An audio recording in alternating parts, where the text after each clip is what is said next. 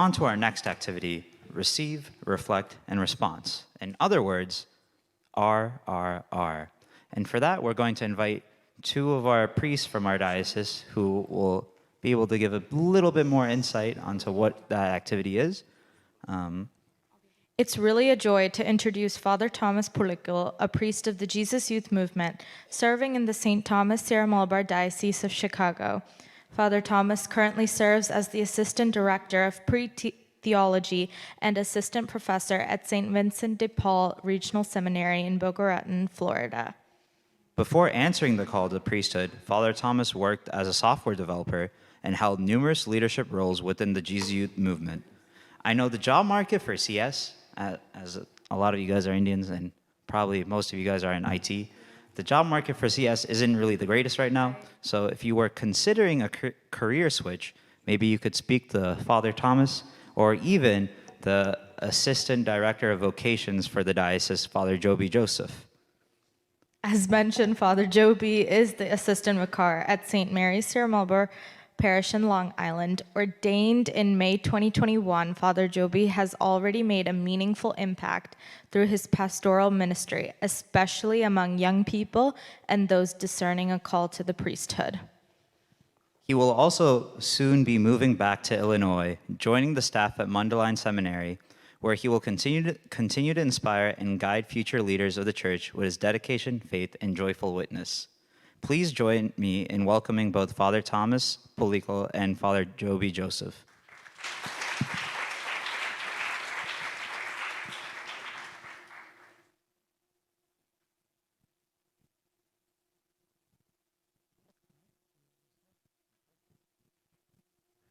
All right, well, we wanted to thank Dr. Feingold for that wonderful presentation.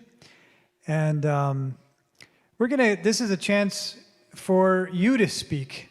And we want to hear from you the points that have touched you, reflections that you have, for a chance for us to share with each other.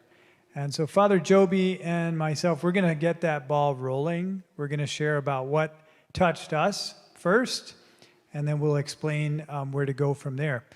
So for me, one of the points there were 2 points. One was imagining Mary in the decades after Jesus' death and resurrection, imagining her devotion to the Eucharist, where she can experience that beautiful intimacy with her Son. That was a powerful point for me as well. The other thing was this, he didn't use the word chain reaction, but that's how I understood it, that the priest consecrates the bread and the wine on the altar, and then there's like a chain reaction where the faithful in the world are consecrating the world to God. And so you can imagine as the faithful depart from these halls and go into their workplaces and schools, that you are sanctifying, consecrating all of the world, the material world, the relationships, and offering everything to God, and how much the world really needs that. You know, I've seen in my life where anything, even if it's good, when it's apart from God, it becomes bad. On the other hand, anything when consecrated to God becomes really and truly good. So that beautiful vocation of the laity in relation to the Qurbana. So.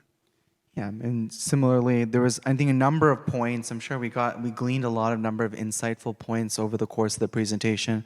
2 that particularly resonated for me was one, just seeing the interrelatedness of the common priesthood, which all of us share, and the ministerial priesthood, and realizing how really intertwined that is. The ministerial priesthood really is at the service of the common priesthood.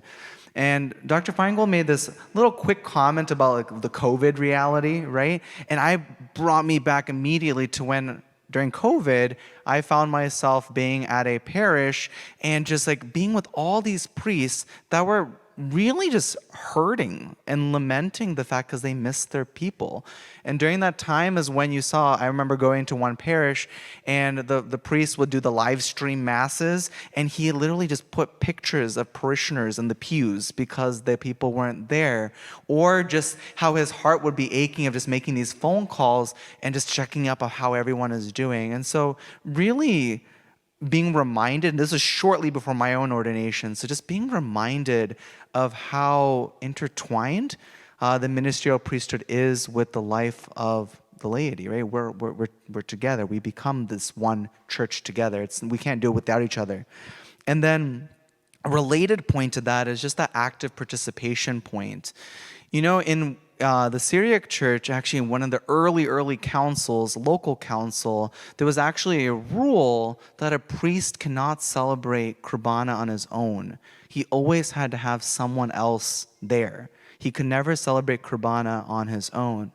And so I remember being a young priest, and there were times where you're traveling and you kind of didn't make it to the local church, and so you kind of had to do Kurbana on your own. And I'll have to say it's one of the most unedified experiences sometimes doing a Syro-Malabar Kurbana by yourself, because if you think about it, how much of it is just dialogue, right? How much of it is it really that the priest says something, but the community responds, and the priest sings something, and the community sings back.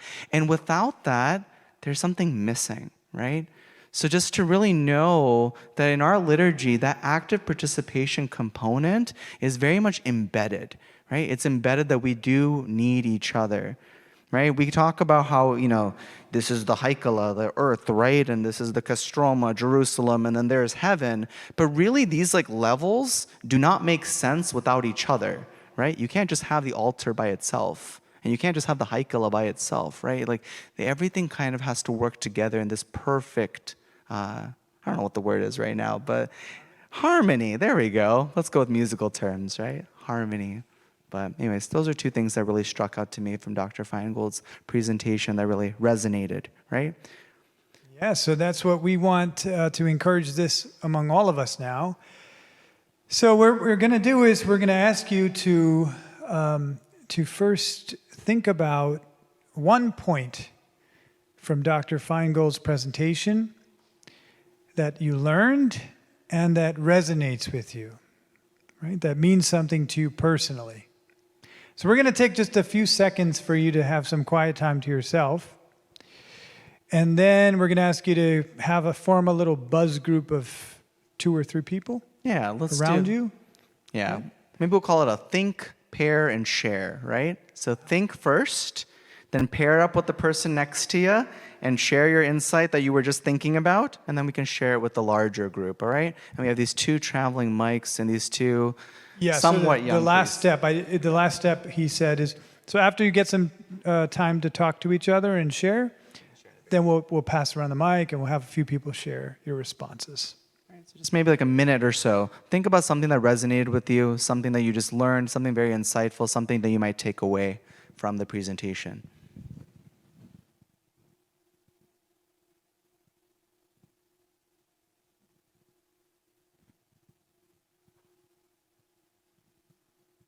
All right, now if you can just pair up with your buddy, someone nearby you, and just share your insight in particular or what resonates with you. And so if you're in need of a buddy, just look around. We're all buddies here, right? So.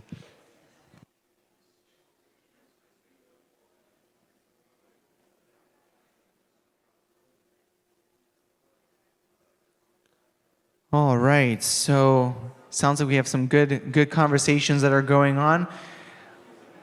You don't need to volunteer your neighbor, but if you want to volunteer yourself, you don't have to group. We can all learn together. All right, here's one. Thanks. So one thing that definitely resonated with me was the prayer where Achin says, Lord, receive this Kurbana, and we say, Lord, graciously receive this Kurbana. So when I was younger, I used to always ask, why are we saying graciously?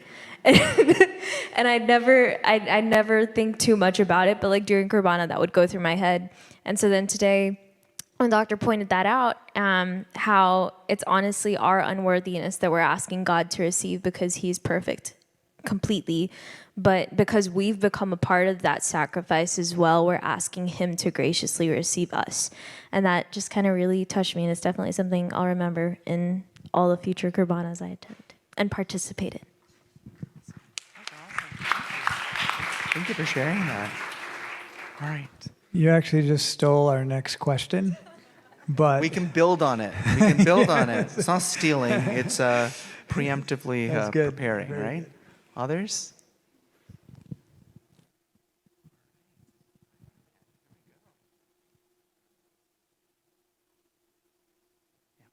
2 points that had stood out from the talk just now in our group were one was the aspect that Mary brings essentially all of mankind to the altar when she celebrates Qurbana, and that was very striking.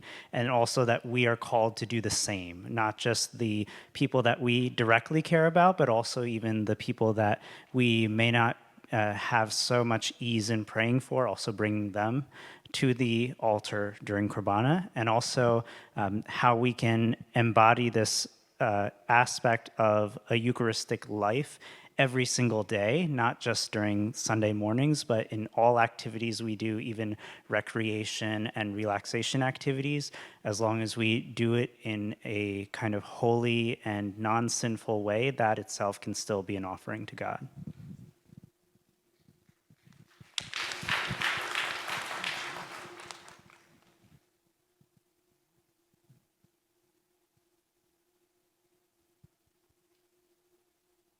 Maybe 2 more? Oh, there you go.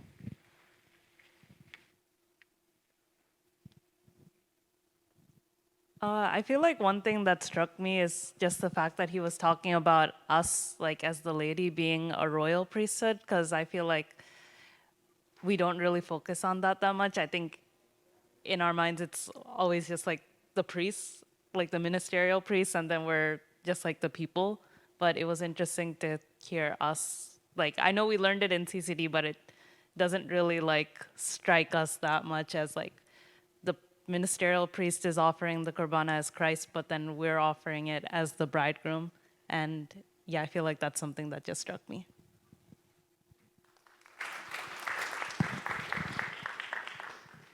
All right, maybe one more? Maybe a couple more, actually. Whoops. Oh, just one. For me, it's the part where Dr. Feingold talked about 2 things being asked of the Holy Spirit during epiclesis. One being the transformation of the people and transubstantiation. In my mind, I was thinking, okay, the hardest part would be transubstantiation. But no, it's transformation. And I was taken aback, but then I realized that people's hearts can be hard and non-receptive to God.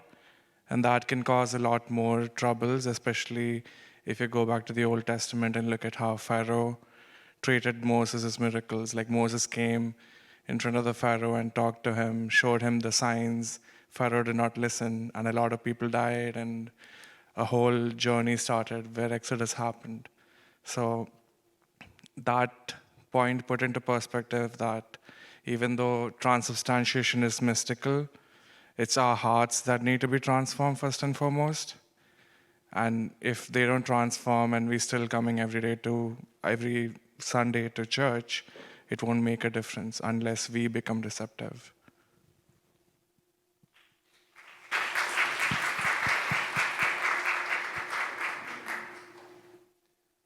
So I think we might move on to our second question, right? All right. I didn't write this question. Oh, Thomas, go for it.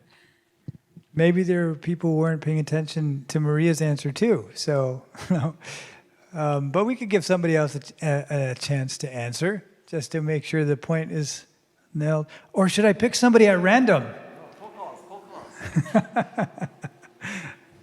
No, who would like to? In my class, what I do is Dr. Feingold. You probably don't want to do this with your students, but I have like a wheel that spins on their names. And so when it lands on you, you have to come up to the front and answer the question. But anybody want to answer? You don't have to look away.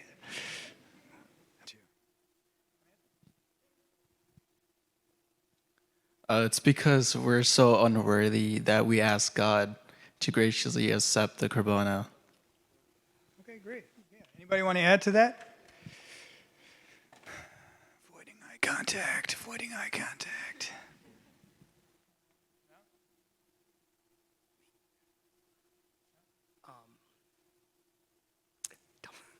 Wow, Dr. Feingold, we might need to do that talk again. No? No. Anybody? Anybody except Maria? Where?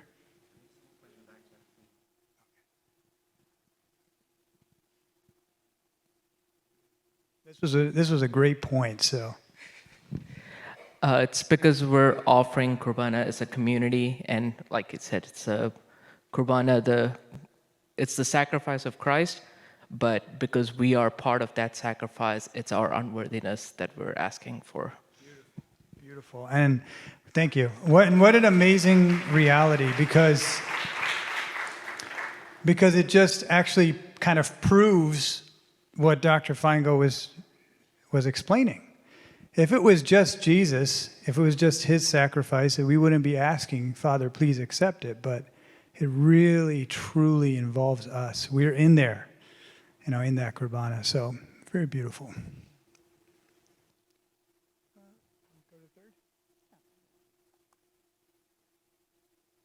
So this is another one for the same style as the first one. We'll give some time to reflect first.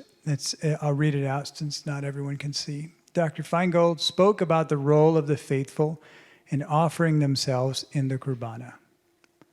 How have you experienced that? What can help us participate in that way? Okay, so the idea is, the whole point of his presentation was that we offer ourselves, the faithful offer themselves. Have you experienced that? How have you experienced it at a personal level, and what can help to grow in that more? Okay, so let's take some time for personal reflection, and then we'll cue you when to share with the people around you.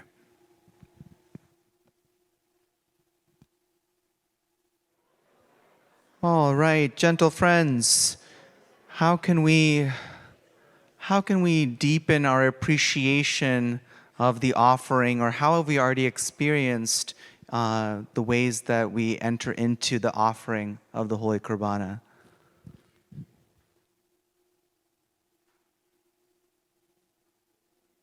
Oh, there. I was going to say, it goes from complete noise to silence so quickly. Here you go.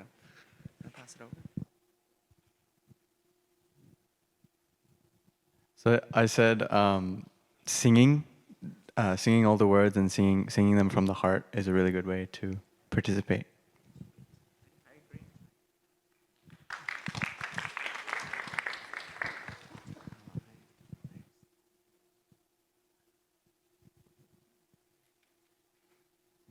I'm going to touch on something that Angela here said really well, but she was saying that, a part of the Kurbana is, offering up your intentions and stuff like that.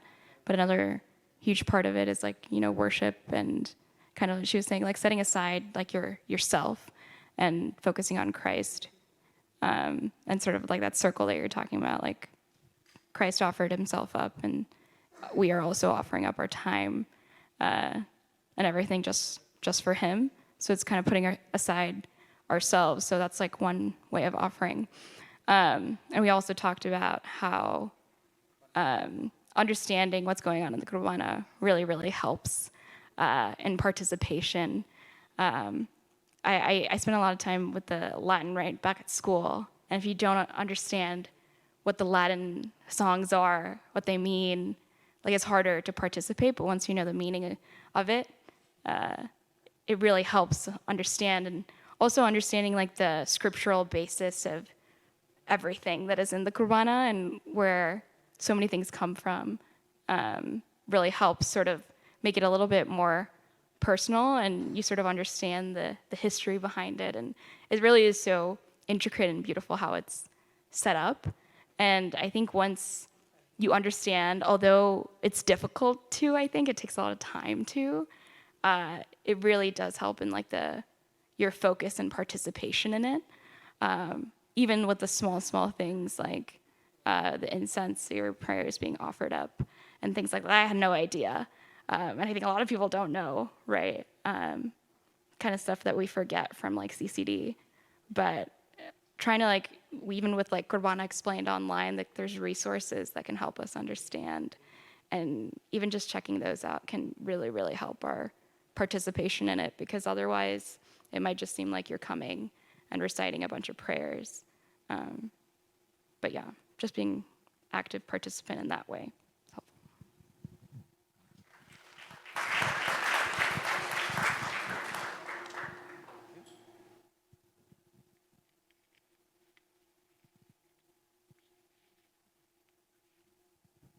So one thing that I've been reflecting on is like humility.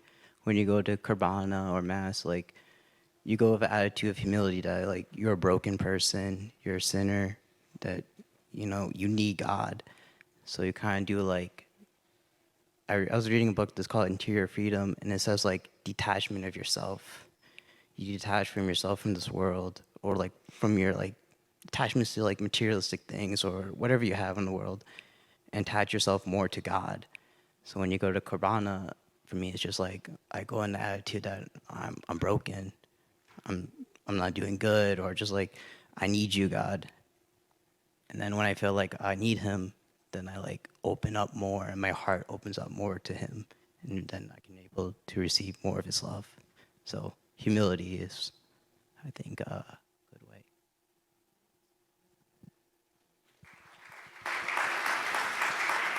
I think we have time for one more, right? I think about one more.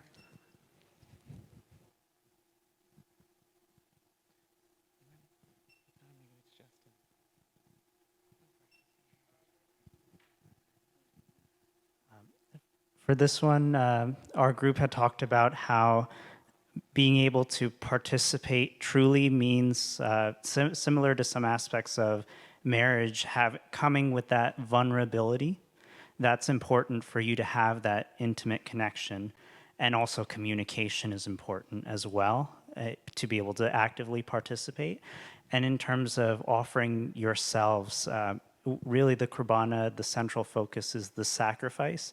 If one thing that I've heard in a homily before is that a Kurbana is only a Kurbana when you yourself are truly bringing something to sacrifice. It could be some kind of grudge you're holding on to, a prayer intention, even like a mental or emotional scar or trauma. You can, anything that you're clinging on to that you know you ought to part with, you can bring that as a sacrifice to be able to fully participate.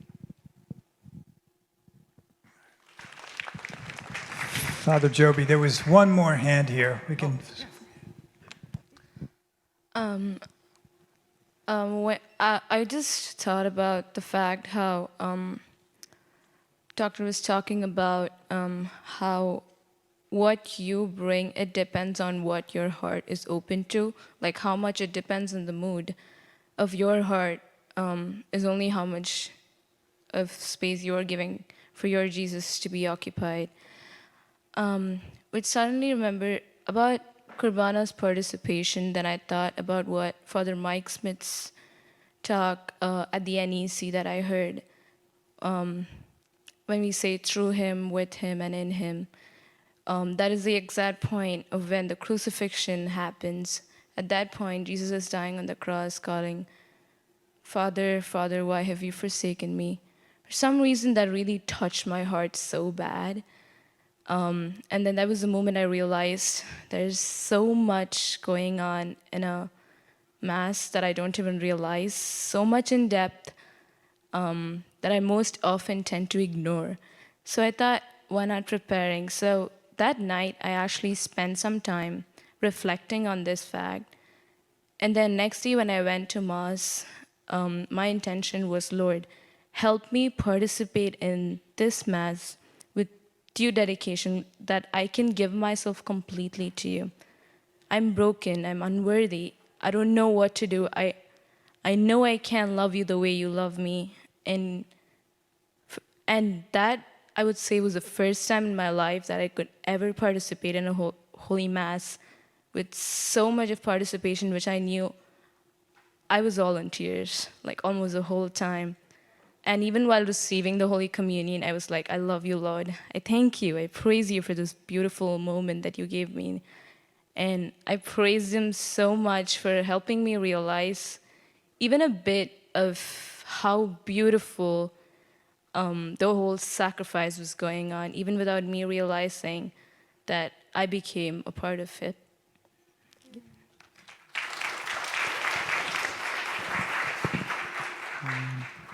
Thank you all for your just very wonderful opening your hearts and sharing with your neighbors, but also for all of us to hear as well. So many wonderful things. I'm sure we could spend a lot of time just unpacking quite a bit of all this. I'd be a little remiss if I didn't just share just two quick things, right? One is that there's an insight that I really wanted to share from St. Therese of Lisieux that I think goes along with a lot of what we've been talking about already. Therese, would be given so many prayer intentions from so many people. I'm sure a number of us have 1,000,001 different prayer intentions, people to pray for, things of that sort. And she would say, Lord, I'm just so little. How can I carry all of these intentions with me to the altar? And so what she did is she kind of found the loophole. If you want to find like the best saint lawyer, it's Therese, I think. So Therese was just like, if I just keep all of these intentions in my heart and then offer my heart to God, then all these intentions will go to the Lord, right?